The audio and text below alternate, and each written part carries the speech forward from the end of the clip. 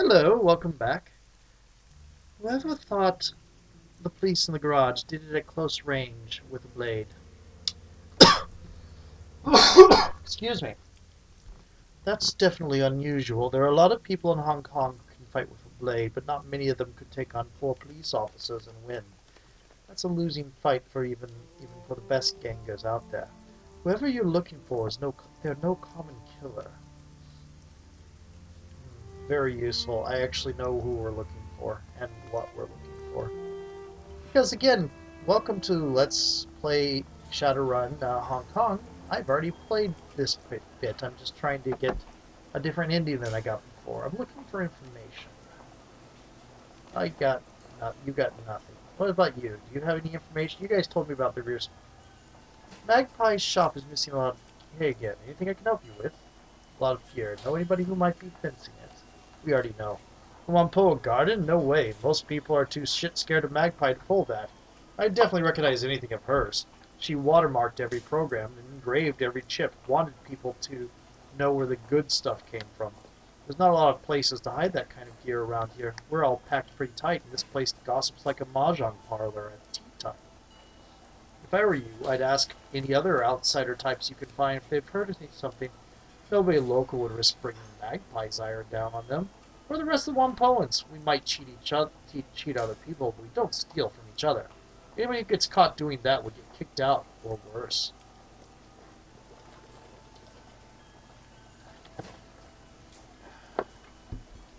See you later, Mo. Okay.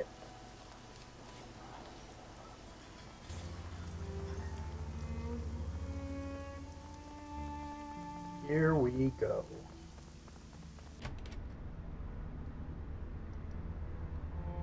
We skip the restaurant and go right to the basement. Despite the table's crude construction, an artfully laid meal awaits the owner. Several small dishes are filled with pickled vegetables, while a larger plate is arranged with long slices of raw meat. The meat is pale pinkish white, like raw pork, and is covered in a light soy marinade. Poking at the raw meat, you discover that it's surprisingly tender. What's more, it has the faint aroma of marinade, as if deliberately prepared. Leave the meat alone. I did not eat some last time. I'm leaving the meat alone.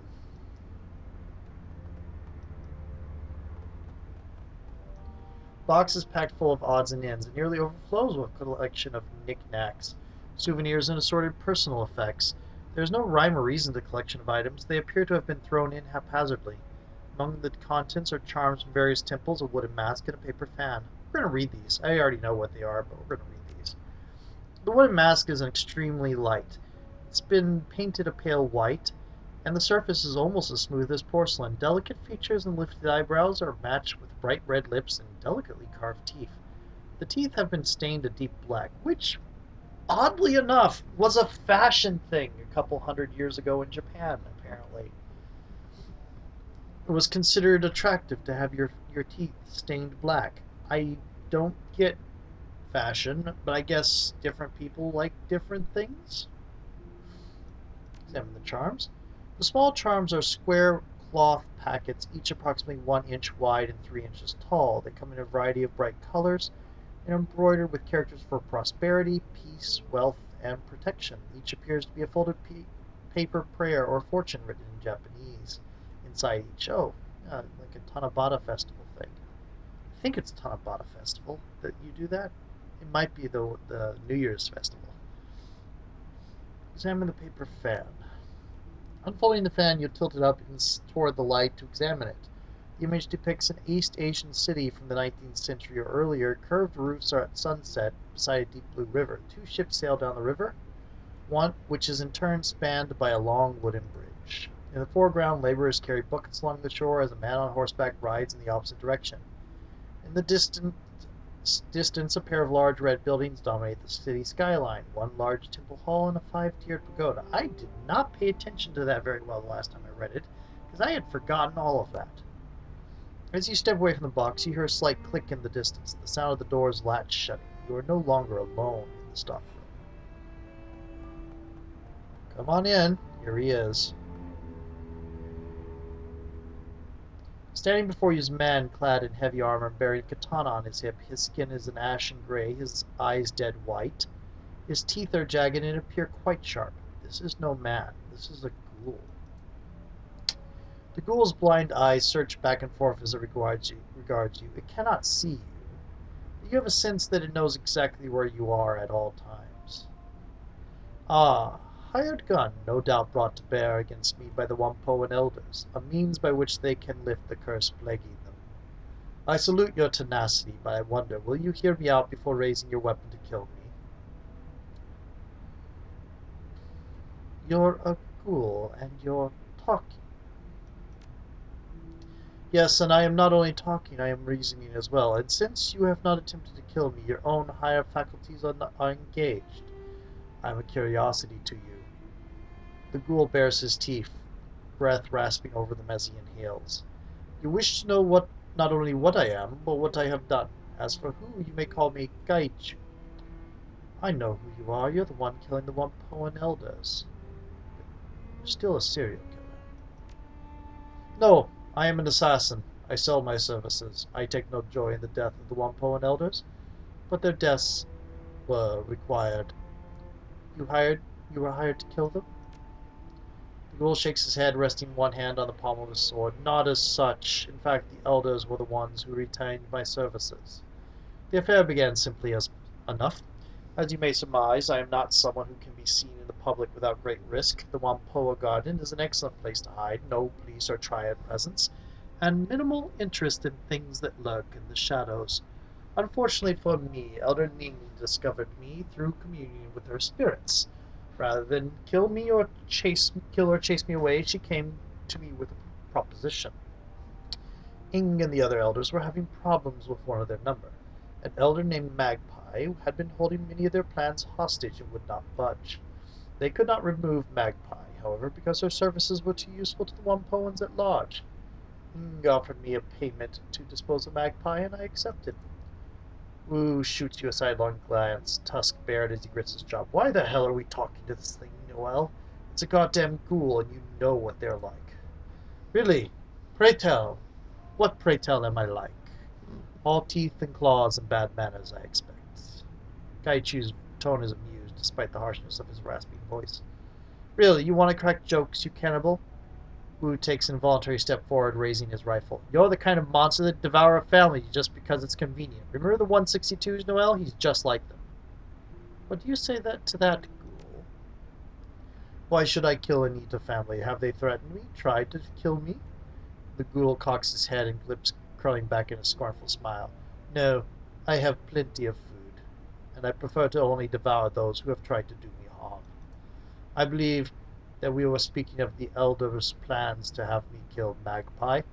Surely you must be a little curious about that. You didn't clean up all of her blood. I found some in her drain. Ah, unfortunate. I had thought I was careful enough. Having it on my hands must have obscured my sense of smell enough that I missed the last remnants in the drain. I disposed of Magpie's body by emptying the blood in her bathroom. Then I cut her up into more portable pieces. Those were placed in plastic top, which I took to the storm drains and hid. Gaichu nonchalantly waves a hand, his tone flat and unconcerned. It is unfortunate, but my survival depends upon the consumption of raw, metahuman flesh. Letting such nourishment go to waste would be a foolish error. That doesn't explain everything. Why kill the other elders, then?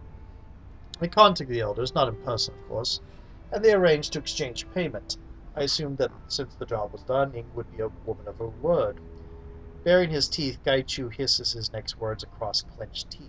I was mistaken. I arrived at the nearby parking garage the elders had told me about. They'd cleared out the other Wampoans under some pretense, though I'm not sure what ruse they used. The elders never showed up. Instead, several members of the Hong Kong police force arrived. They were more heavily armed than usual, so I suspect they knew something of my nature.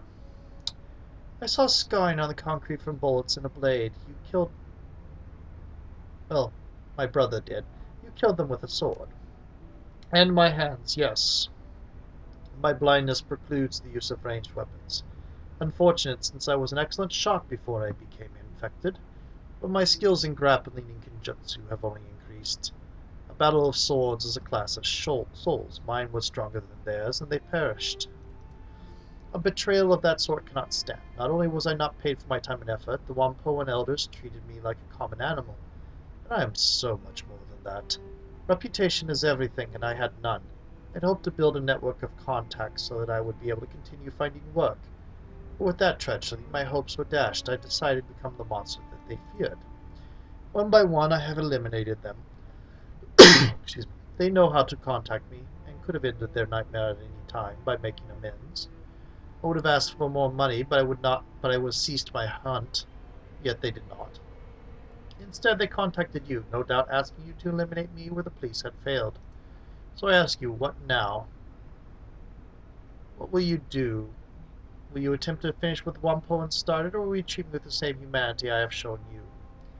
Let me ask you some questions. Very well, what would you like to know? Did you eat the elders? Some of them, not all. My condition requires that I consume raw metahuman flesh. I do not require a great deal to survive. Perhaps 3 to 4 pounds per week. That's less than the game says they need. No, I might be thinking Dresden Files. Dresden Files ghouls require a lot of meat. Perhaps 3 to 4 pounds per week. Consequently, there is vastly more supply than demand. Is this from your armor? Ah, yes, I felt a ragged edge on one shoulder plate. I assume it was removed when one of the police officers shot me with his rifle. The hazards of war include unkempt attire, unfortunately. If I let you live, what will you do? Kill the rest of the elders, anyone else they send to exterminate me? It is a matter of survival. Oops. Should I ever have the opportunity to work freelance again, potential employers need to understand the price of betrayal. These murders are my curriculum vitae and revenge. Why would the elders have you killed instead of paying me? Any number of reasons. They are notorious cheapskates and will always try to save money when dealing with outsiders. It could be their natural inclination toward profit.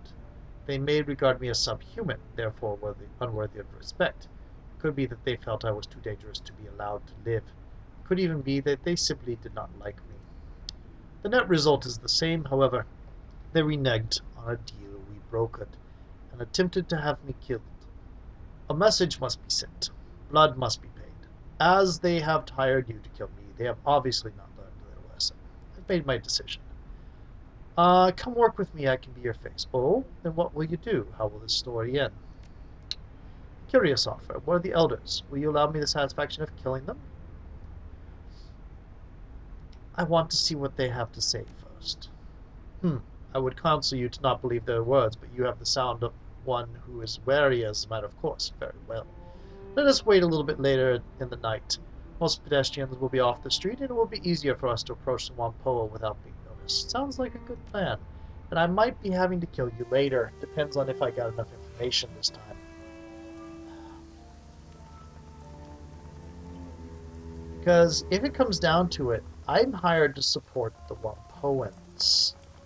And I'm beholden to somebody else. And that was the end result I didn't like, as I went and supported him before, because I found him more honest. But that was not the right way to do it. It's not what I think would be the way that she would go. As you approach, Elder Ning's eyes widen, her mouth falls open, the veins in her neck bulge. What are you doing? You've brought this thing into our home. Quick, kill it before it kills us.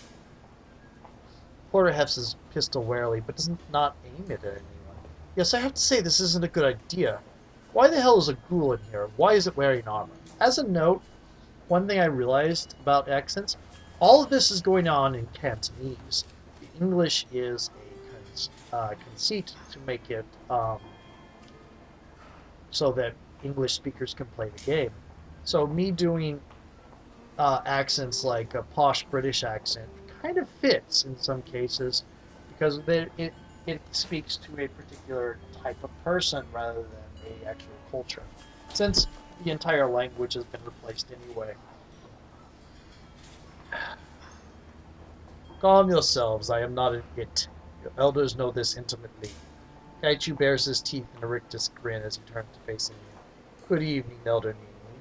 I can smell your fear, and I'm glad of this. It means you are learning the price of betrayal.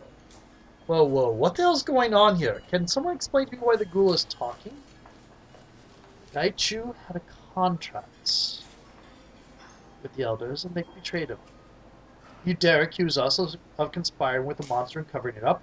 You're insane. The very idea is preposterous. Porter nods at the elders, looking back to you with a wary expression. I'm interested to hear what kind of evidence you have to support this theory. Well, as far as I can tell, the monster killed Tong and the others, and that makes him a threat that should be eliminated. Hired Guide Chu to kill Elder Magpie, make it look like she disappeared.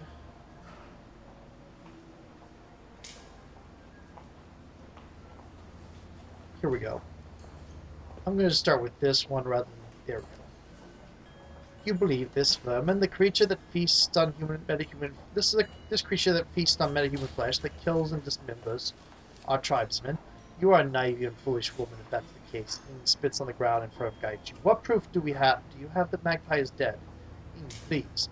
It matters when an elder is accused of breaking our law. The other elders generally judge them. It matters where all of them have been accused. I am authorized to act as judge.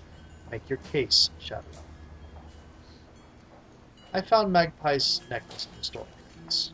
This is definitely Elder Magpie's. If you found it in the storm drain, that is suspicious, but hardly proof on its own. It takes a moment to examine the necklace and nods at you. Of course it's not proof. The number of things lost down the storm drains in Hong Kong must number in the tens of thousands per year. While unusual, it's hardly evidence of foul play. There was a large amount of blood in her shower drain. So what? Perhaps she cut herself and washed the cut off. Or perhaps you're mistaken about being blood. You're simply guessing as to what happened. That's true, it's a guess, and even if it is her blood, that doesn't prove the elders hired this ghoul to kill her. Gives Elder a sidelong glance. The elders have always protected Wampoa Garden to the best of their ability. She hasn't been seen in a month, not by anyone. She wouldn't have just disappeared like that. That may be unlikely, but it's hardly impossible. You haven't established that the elders were involved. All you've done is make suppositions about it. What proof do you have that we hired and betrayed this creature? I won't sit by and listen to idle accusations without any kind of concrete evidence to back it up. What about the fight with the Hong Kong police force? How do you mean? What does that have to do with the elders and the ghoul? The evidence in the garage points to a fight with someone using a sword. We allowed the police into Wampoa Garden because they were hunting someone. They never told us who they were looking for, or why they were looking for their quarry. It didn't have anything to do with us. Gaichu hisses through clenched teeth, addressing poor Lamb. I was only in the garage to collect payment from them. The ordinary residents were warned of the HKPF's arrival and were gone by the time I arrived. That's suspicious, I admit. Porter regards the elders for a long moment. He still doesn't prove the elders knew it was the ghoul. This is a piece of Gaichu's armor I found in the garage. The markings on it prove it. You point out the armor's markings to Porter, and he nods with some satisfaction. This is from his armor, definitely. But how does it prove the elders knew of the ghoul's existence? The police officers were abnormally armed and armored with much heavier gear than a normal patrol. They were armed with armor-piercing, discarding sabot rounds. That's hardly standard issue. Lesser weapons wouldn't have broken that armor plate. If all they were looking for was a common fugitive, why be prepared for a fight of that magnitude? Obviously they knew what they were searching for. That doesn't mean we did. You Wampons don't allow police inside the area. Why make an exception this time? The police were polite, asked our permission to enter. They were hunting a non-Wapoan. That was reason enough for us to allow them in. Porter considers this for a moment, then shakes his head. That doesn't add up. Why would the police ask for us for entry now? They've never been polite before, and they've always tried to force their way in here. It just doesn't ring true to me. Did you ask them to come in order to hunt down this fool? Preposterous, Porter. You know what our community is like. We wouldn't lie over something like this. The school has been lying the entire time, trying to cover his tracks. He still brutally murdered several elders. That's true. These murders were vicious and cruel. I don't see any way to explain that. This ghoul is a monster for how he killed Tong and the others. Tong wasn't tortured. There was no astral residue or pain. He didn't even feel the blow. That's correct. I struck a single blow while his back was to me. His death was instant. Regrettable that he had to die for your following, but necessary to protect my reputation. He glares at Gaichu in stony silence before addressing Porter. You cannot believe what these people say. They are not to be trusted. Even if this is true, he still killed Tong. Porter looks back at his expression flat without emotion. Maybe so, Ian, but a monster would not take Tong's suffering into account. He may be a killer, but he's not heartless. Maybe should have started with that last time. The scene of Tong's murder, I went directly to this one. I did not realize I would get both options. The scene of Tong's murder, like the others, was a deliberate sham. It is made to look more horrific than it is. I believe you. The blood smeared on the walls, the removal of his skin, that's a scene designed to evoke horror, not the scene of an actual fight. Elders, what do you have to say in response? This is a farce. We dedicate ourselves to protecting the Wampoan tribe, and everyone who lives in the Wampoa. Do you really believe outsiders and monsters over our word? We have only tried to end the killings. You've been duped, Porter, you and this Shadowrunner. I concur. Porter, you know me. You know the kind of person I am. I wouldn't be party to the killing of another elder. I can't believe we're even entertaining the notion that we have to defend ourselves. We should be disposing of this ghoul instead. Tang narrows his eyes at you, hissing. If you think I'll forget this, you're sorely mistaken. I will not tolerate this kind of insult. I have a feeling if I let them live, I'll be in bad juju with my boss. The others were only all too happy to have the red spears move into the garage. Almost like they wanted to keep anyone curious about the fight away. That's right. You even told me not to go find out what happened with the fight. You said the red spear gangers were moving in, and to leave them alone. Why would you tell me not to look into it? I was trying to protect you from the red spears. They're dangerous.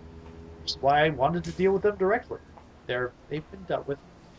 Magpie's gear was missing. Obviously missing. Why didn't you tell me that?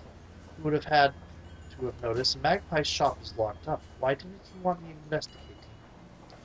Pure supposition. You think it proves something that I didn't notice equipment was missing? Magpie's shop is always a horrible mess. Tang? You did a full inventory of Magpie's matrix servers. You assured us everything was running fine and you would be able to continue her work. I find it hard to believe you missed something as obvious as missing equipment, especially while searching her stock. That's all I've got, and hopefully that's enough. Alright, I think I have some idea of what's going on here. And what do you believe the real story is? Gaichu seems to be telling the truth. Elders, too many facts don't add up. You are obviously hiding something, possibly a great deal, from the rest of the tribe. I'm sorry, but I have to take you into custody until the community can decide the extent and manner of your punishment. Death would seem appropriate to me, especially given that they kept up the charade even to you, one of their most trusted citizens. Don't you dare talk to me like that, you disgusting beast. Ip begins to raise his weapons. Ip, no! Don't make this worse than it is. Porter reaches out to stop him. Ip reluctantly stops. Thank you, Noel. I'll make certain that justice is meted out. You are free to go, and I will ensure payment is delivered to you. So long as you take Gaichu with you, I cannot have him staying here. Yay! I'm not going to do the second one. I'm going to let them do their own laws. He'll be coming with me. Okay. And I'm going to go to a new video. See you in a moment.